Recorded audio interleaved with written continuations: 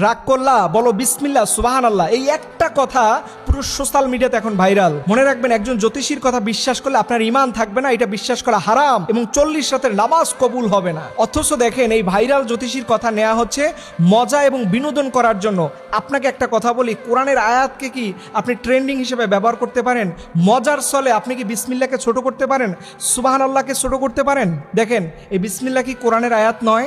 সুবহানাল্লাহ এই কথাটা কি কোরআনের আয়াত নয়? অথচ একজন জ্যোতিষী মানুষ, তিনি একটা ডায়লগ দিলেন, তুমি রাগ করলা বলো সুবহানাল্লাহ আলহামদুলিল্লাহ। আমরা মুসলমানরা এই কথাটাকে মজা এবং বিনোদনের জন্য কোরআনের আয়াতকে ছোট করতেছি। এই উম্মত দিয়ে আমরা কেমন করে মুসলমানরা জান্নাত কামনা করতে পারি? কি আফসোস আমাদের দেশে, পাগল যে আইসা একটা কথা বলবে সেই কথাকে আমাদের ট্রেন্ডে উঠাইতে হবে, এবং উঠানোর পরে সেটা কোরআনের বিরুদ্ধে গেল, হাদিসের বিরুদ্ধে গেল, ইসলামের বিরুদ্ধে গেল, এইটা কোনো যাচাই বাছাই করার সুযোগ নাই।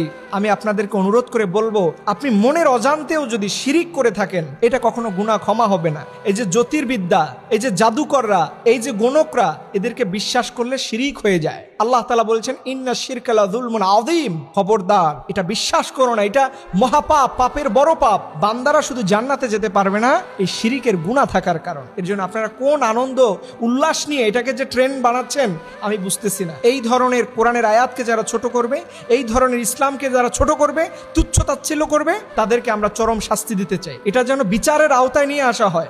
এইভাবে কোরআনকে বছরকে বছর আমাদের দেশে ছোট করা হচ্ছে। এর জন্য আসুন, সোশ্যাল মিডিয়ার যুগটা আমাদের জন্য ঈমান হারানোর যুগ। এইটাতে দেখবেন প্রতি সেকেন্ডে আপনার সামনে নারী, প্রতি সেকেন্ডে গান, প্রতি সেকেন্ডে বাদ্য। আপনার ঈমানকে কেড়ে নেওয়ার জন্য আপনি ঘরে বসে থাকবেন, রুমের মধ্যে বসে থাকবেন, এরপর আপনার ঈমান থাকবে না। এর জন্য নবীজি বলেছেন, শেষ জামানায় হাতের উপরে কয়লা রাখা যেমন কঠিন, তার চাইতে ঈমান রাখা কঠিন হয়ে যাবে এই ভুলগুলোর কারণে। গান ভাষাই, কারণ এটা আমাদের ঈমানকে ধ্বংস করে, এটা আমাদের কোরআনকে ছোট করে, এটা রসুলকে ছোট করে।